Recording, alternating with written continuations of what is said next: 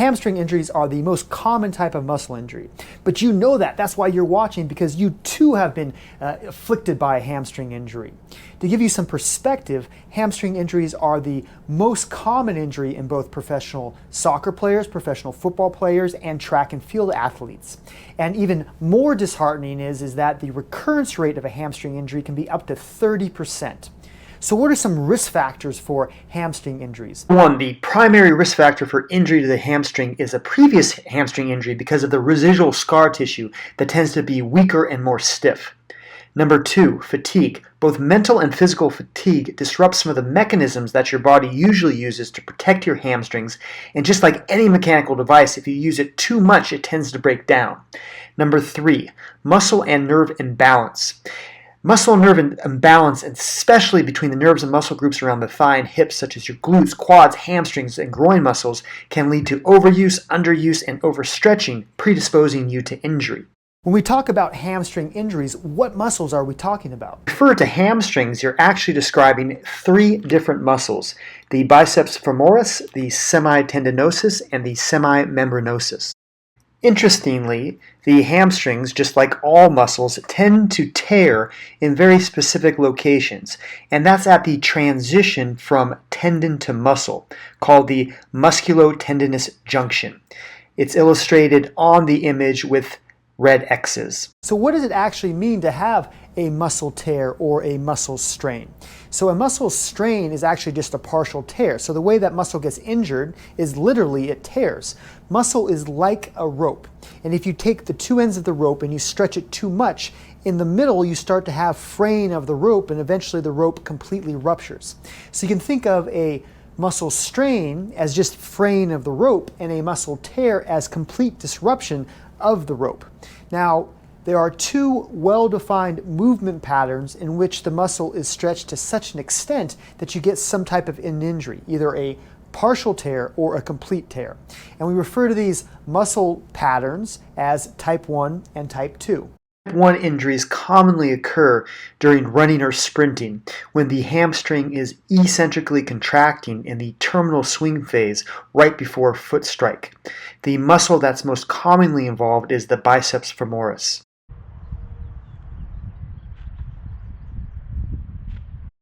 Type 2 injuries are due to excessive lengthening of the hamstring. Activities that it commonly occurs in are kicking, dancing, slide tackling. It also commonly involves the semimembranosus. So what specific risk factors to the hamstrings put them at risk for re-injury? Firstly, the hamstrings cross two joints, the hip joint and the knee joint, and so it puts a lot of strain and stress on the muscles. Number two, there's a high percentage of type 2 muscle fibers in hamstrings.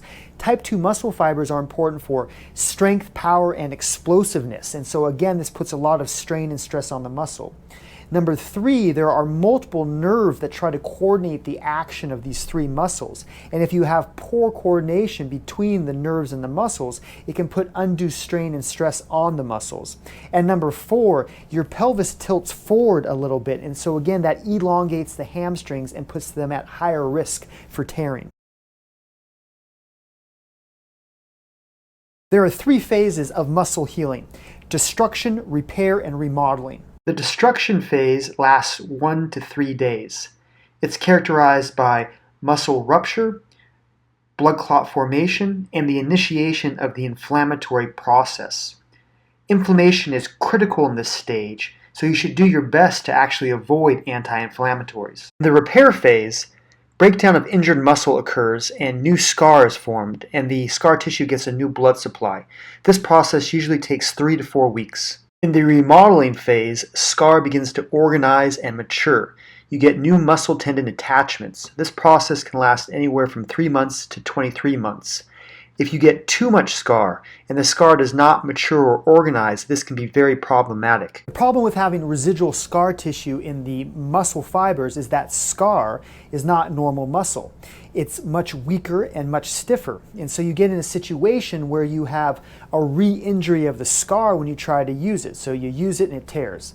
And then now you're back at step one, and where you initiate a new healing process and you get more scar, and then it re-tears. And so you get this downward spiral, a snowball effect, that you end up at a point where a vast amount of the muscle is now scar tissue, and so you're weaker, you're stiffer, you have more pain, and you have less function, and you're at a higher risk of re-injury. The best strategies for hamstring health focus on prevention, rehabilitation, and new growth. So now that we have a better understanding of why hamstring injuries occur and why they reoccur, we should try to establish a very smart strategy that will help us prevent future hamstring injuries and help us recover from old ones. And I think we can think of it in two categories: types of exercises we can do and types of supplements we can use to support the healing process. Supplements to support hamstring healing and prevention really fall into two categories. Category one is supplements that help promote new muscle growth, and category number two are supplements that help promote a healthy inflammatory response to injury.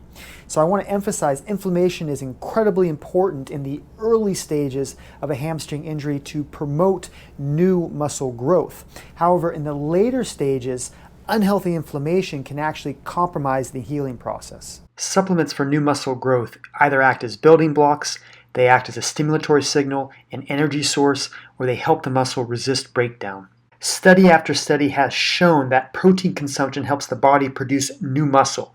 You should aim for 20 to 30 grams of protein per meal. Make sure you have protein in the morning for breakfast and protein before you go to bed. Creatine fuels your muscle during exercise, allowing you to work harder and creating a stronger stimulatory signal to your hamstring muscles to grow, to rebuild, and to repair. The three branched-chain amino acids are leucine, isoleucine, and valine. Branched-chain amino acids are a versatile substance that can act as a fuel source during activity, can stimulate protein production, and can help prevent muscle breakdown. HMB is derived from leucine, and some research suggests it's just as effective or more effective at stimulating new protein growth and helping the muscle resist breakdown. Natural antioxidants and natural anti-inflammatories can help neutralize some of the destructive effects of chronic inflammation. Chronic inflammation in the later stages of healing actually causes collateral damage, where healthy muscle is injured, and the previously injured tissue is not able to heal and tends to form additional scar tissue. By using natural antioxidants and natural anti-inflammatories in the later stages of healing, you help prevent chronic injury. Green tea is rich in the powerful polyphenol epigallocatechin 3 gallate, which some research suggests possesses 25 to 100 times more antioxidant capacity when compared to vitamin C and vitamin E. Turmeric possesses the potent anti-inflammatory and antioxidant curcumin. Curcumin is responsible for turmeric's vibrant orange color. Unfortunately, curcumin is poorly absorbed by the body, so to increase the likelihood of absorption and the body's ability to use curcumin, always add black pepper when you're ingesting or consuming turmeric. Bromelain actually is not one substance, but describes a mixture of sulfur-containing proteolytic enzymes that have been found to be very powerful anti-inflammatories. Bromelain is naturally found in pineapple, most concentrated in the core and stem. However, that concentration is very small, so supplementation is probably best to exploit the natural anti-inflammatory properties of bromelain. Essential oils are responsible for the aroma and smell of plants. They've also demonstrated antioxidant, anti-inflammatory, and anti-pain properties, so their usage might make sense as some type of topical rub to help counteract some of the symptoms of a hamstring injury. Essential oils to consider are black pepper, peppermint, and lavender. Now that we have a sense of what are some of the supplements we should use to promote hamstring health, we should take a look at the basic principles of a smart training and rehab program. Any program that makes sense has to incorporate eccentric exercises and proprioception exercises. So what are eccentric types of exercises? So a general understanding is that eccentric muscle activation means that the muscle is elongating as it's activating. And I'll show you some examples so you better understand. This schematic illustrates the three types of main muscle contraction: concentric, eccentric, and isometric. In concentric, while the muscle is contracting, it's actually shortening. In eccentric, while the muscle is being activated, it's actually elongating. And in isometric, while the muscle is being activated, the position does not change. So why are eccentric exercises so important? Because if you look at all the types of muscle activation patterns, whether it's eccentric or concentric or isometric, eccentric does the best job of promoting new muscle growth because it sends such a strong signal to muscle to grow.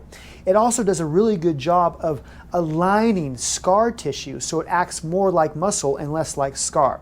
So here are a few examples of the types of exercises that you should implement into your training regimen. This is a very basic type of eccentric strengthening exercise. If you notice, all I'm doing is I'm taking my heel and digging it into the ball. And since my hamstring is in an elongated position and I'm activating it, it acts as an eccentric exercise. You'll notice I'm using both hamstrings to lift the weight up. So when there's a concentric contraction, I'm using both hamstrings. But when I'm lowering the weight down, I just use one hamstring and I resist gravity. And so since the hamstring is being elongated and activated, this is an eccentric type of exercise. Some principles of eccentric exercises. Always make sure to control the movement. Each repetition should last around 4 seconds, and try to weave 3 sets of 20 3 times per week into your training and rehabilitation regimen. This is not an exhaustive list of principles, so I encourage you to learn more because eccentric exercises are so beneficial to all your musculoskeletal structures. Proprioception exercises are critical for a good rehabilitation and prevention program. The reason being is because proprioception exercises help establish good lines of communication between nerves and muscles. So we've already established that the main mechanism in which muscle is injured is it stretches too much. And so ideally we want to create a situation where your nerves tell your muscles to stop, and so they never get in a situation where they're stretched too much. Or we create a situation where one muscle group communicates to the other muscle group that I'm stretching too much, help stop me, and it contracts to restrict the motion of the muscle at risk for injury. And so that's why proprioception exercises are so important, because they help establish these strong lines of communications between muscles and nerves and muscle groups that are located close to one another. So here are some exercises to help you improve your proprioception. In this exercise, all I'm doing is balancing on an unstable surface. But this forces your hamstrings, your quads, your groin muscles, your buttock muscles, and their associated nerves to communicate to one another, to understand what one is doing and the other one is doing. And this prepares them and trains them to help prevent a new injury or recurrence of a hamstring injury. Some fundamentals of proprioception are to always create instability, whether that's on an unstable surface or by only using one leg. Always co-contract your hamstrings, your quads, your abductors, and your adductors to make sure every muscle group participates. And hold for at least 30 to 60 seconds to really work your nerves. And try to incorporate proprioception exercises at least 3 times per week and do 3 sets when you're doing it. So to wrap things up, if you're going to have a smart strategy to help prevent hamstring injuries or to promote new muscle growth in the hamstring muscle groups or to accelerate rehabilitation, you have to incorporate some key principles. You have to have eccentric exercises because they do such a good job of stimulating new muscle growth and helping scar tissue become more like normal muscle. You have to have proprioception exercises because they help coordinate the communication lines between nerves and muscles and adjacent muscle groups. And if you're going to consider any type of supplementation, choose supplements that help build new muscles such as creatine, HMB, leucine, or protein shakes. And also, if you have a chronic injury, consider supplements that might help promote healthy inflammation and stop chronic inflammation, such as turmeric extracts or green tea extract or bromelain. So I wish you luck on hamstring healing, and I would love to hear about your story.